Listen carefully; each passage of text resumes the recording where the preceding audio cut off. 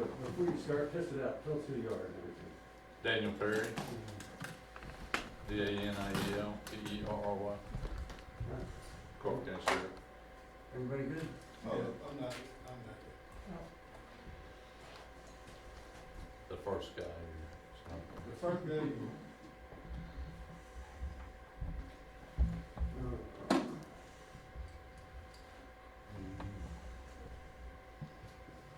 all right, I'm ready. Y'all ready? Yeah, kick it off. Let's go. Good morning, I'm Daniel Perry, I'm the Crawford County Sheriff. I'd like to thank each one of you for coming this morning. I'd also like to thank our partner agencies that were a big part in this. Alamo Police Department, the Van Buren Police Department has something to do with the Drug Task Force.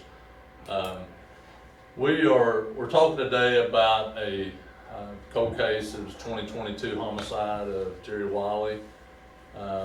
We've, over the last 4 years, we've continued to work this case, follow up leads and that type of stuff. But recently we've had some developing things that's come up that we were able to make an arrest on this homicide. During the process, obviously there were several different leads that were followed up.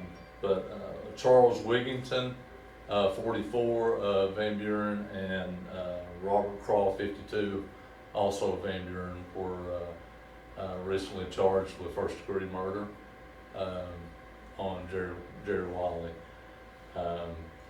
The facts of it is that they drove to his house that day.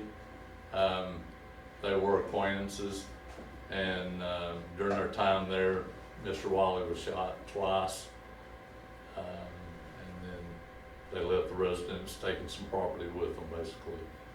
And that's pretty much the gist of the circumstances that occurred that day on October 3rd of 2022. I have with me Prosecutor Kevin Holmes, who's also worked diligently with this case, in his office. So, do I have any questions? You know we do. I don't know where to start. 3.5, nearly 4 years later, what led to the break in this? Why now? First-degree murder charges. We got information probably a couple months ago. We always had one of them developed as a suspect. We're unable to prove it, but we got some information a couple months ago, which led to further investigation of the incident, and we were able to investigate some leads that were developed. Initially, this Wigington was arrested on not a murder charge, unrelated charge, another case, right? Correct. We had drug charges on him as well, delivery charges. You say this person was always a person of interest in the homicide investigation? Correct. Wigington was a neighbor. At the time the incident occurred, Wigington was building his house next door to Jerry Wiley. And so just his conduct at that time kind of developed him as a suspect in the case. There was not enough evidence for an arrest back then? No, it was not. He was a neighbor? Correct. Why did this happen? I'm sorry. Why did this happen?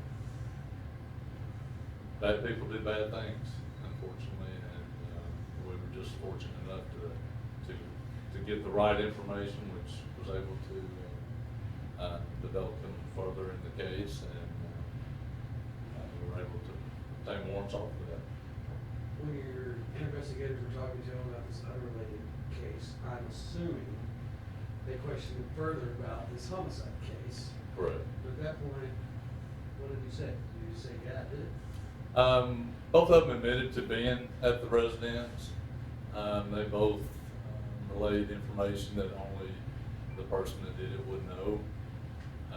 So yeah, they both admitted to being inside the residence at the time that the homicide occurred.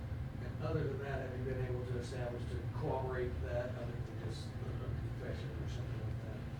Correct. Only the investigators knew certain facts about the case, and I really can't go into detail on those at this time. You notify family members about this break in this 3.5-year-old homicide case. I'm sure they're glad to hear from you. Absolutely. We notified them, and they were very pleased to hear that. This other person, what was his name? Robert Crawford. What is it, they're both charged with facing first-degree murder charge? Correct. Him and Wigington were just acquaintances at the time, and both of them, I think, had been up all night the night before doing drugs, and kind of led to one thing to the other. So, You believe drugs are definitely involved? On their part, it is, not on the victim side. Yeah, back to that point, what's up with that? He's in his house and his neighbor shows up with another guy that shoots him, or I'm back to that point, what's up with that? So, like I said, they were in the process of, Wigington was in the process of building a house at the time, next door to the victim, and they were just acquaintances, and during their relationship, one thing led to another, basically. I saw Wigington's wife had also been arrested. Is she, in that unrelated case, she's in no way related or involved in this murder? Nothing at this time shows that she was involved with the homicide, but like I said, that's still an ongoing thing. Are they currently being held without bond pending initial court hearings? Correct. They're both being held with no bond at this time and being charged with first-degree murder. Mr. Holmes, you're standing there quiet. Do you want to say anything? Yeah, I mean, You gotta step up. you know, really, Sheriff mentioned, 2 months ago, and the investigators come to my office about 2.5 weeks ago with that intelligence, and, I determined that, Mr. Wigington was probably one of the most dangerous people in Crawford County that was walking the street, and I told our DTF that I wanted them to, shift any of their resources for the next 2 weeks to try to, get with people that are close to him and see if he could develop more intel. They ultimately did, and literally almost 2 weeks to the day from when I kind of gave that charge, he was in custody. And so he's charged with that first-degree murder. Both of these individuals are habitual offenders. We'll add the habitual offender enhancement. They'll likely have a firearm enhancement as well. There were thefts involved, so they'll have that. So I mean, they're facing life in prison, and I feel confident that that's where they will spend the rest of their life. They're innocent until proven guilty, but I feel confident with our case. One of the most dangerous person in Crawford County, you mean other than just this murder charge? Yeah, I mean, just walking the street, when the investigators came and presented what they had, and there was stuff that we have from interviews and those type of things that just was unsettling to me, and knowing, like Sheriff said, he was a suspect from the beginning, and the fact that he'd been walking, free in our community for the last 4 years. I can't thank our DTF enough on them being able to get this intelligence that really led to his arrest. The Sheriff's Department, this was a collaboration from a lot of law enforcement agencies. The Sheriff's Department was the lead agency and did a phenomenal job. Our DTF, Arkansas State Police, in some of their interviews, the Department of Corrections and Community Corrections setting up a place for us to interview Croft, Van Buren Police Department, as the Sheriff said. So this is one of the good moments where all of law enforcement worked together and got these two bad guys off the street. I couldn't be prouder to be here helping with the Sheriff to announce that.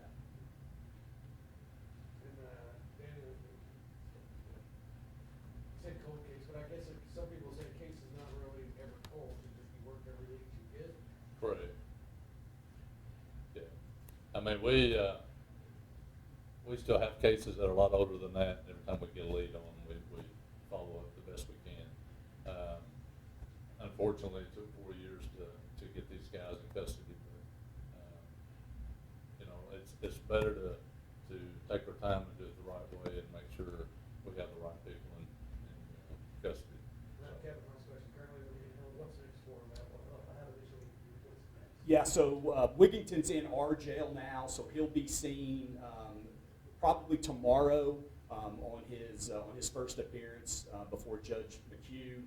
Croft is being held Crawford has been in custody on other charges. When the sheriff's department, DTF, went to go interview him, they had to go to Osceola to a kind of a step-down facility. So we'll have to make arrangements to have him brought back over and booked into our jail on those charges. He's not walking the street. He's no danger to our community. But it'll take probably another week for us to get him over here, get him seen on first appearance and those type of things, and then back to finish that sentence. And then once he's released, he'll come here awaiting trial. And maybe my last question, Daniel, what can you tell me about your father? Jerry Wiley was 76 years old at the time of his death. He lived with his wife, just older couple, minding their own business. Good people? Good people, yeah. We deserve this. No, absolutely not. Yeah, I have a couple. As far as new evidence and factors, what was that was able to kind of lead to this arrest at the time? It was, like I say, it was a big part of the drug task force. Were able to get some buys and stuff during their drug investigation part, and that just led one thing to the other, and basically led to those leads. And then you said there was conduct between the two prior to the murder. They were acquaintances. Was there anything, altercations before the murder that kind of led up to that? No, point? not at all. Not at all. And then I noticed, just kind of looking on Crawford County cold cases, that there was only 2 listed. This was not one of them. Was there a reason for that, or just kind of coincidence? I would just kind of coincidence. So I would say that the reason it wasn't listed as a cold case is it was probably more active, and we were still following up on certain leads, and we put those on the cold case list when we've exhausted all leads. So it hadn't quite reached that point to go on that. And at the time, no motive, just kind of like said, bad blood, bad people. Correct. Yeah. All we know the motive was is go in and rob him, and I'm sure, and I don't know that, but there's a possibility he resisted, and one thing let them know. Were items missing from that house? Do what? Were items missing from that Yes, house? they were. Such as? There's tools, nail guns, that type of stuff.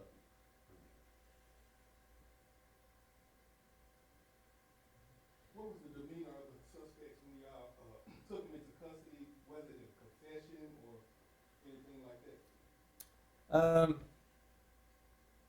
They were just normal. There wasn't any kind of resisting or anything like that.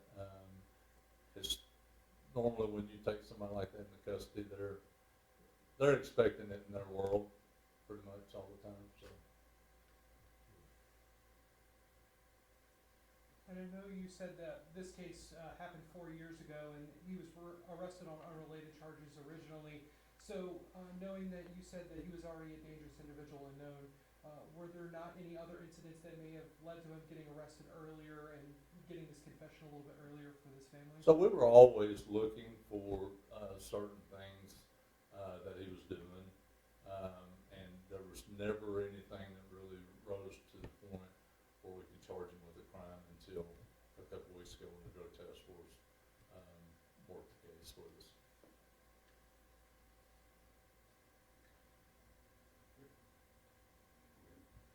Anything else? That's pretty much it. Seems like the investigators involved did a good job. I'm still trying to picture if you're talking to these suspects and they just say, yeah, we did it, and then talk to your investigators. Rarely does that happen. In my mind, am I wrong?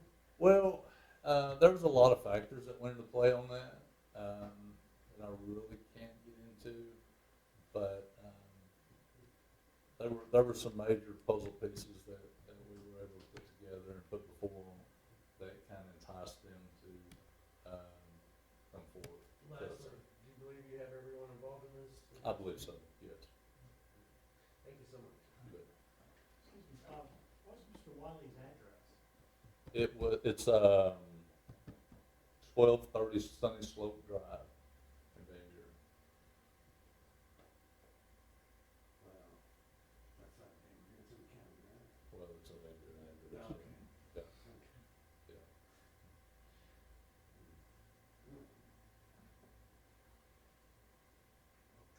And Mr. Wigington lived right next door to him. Was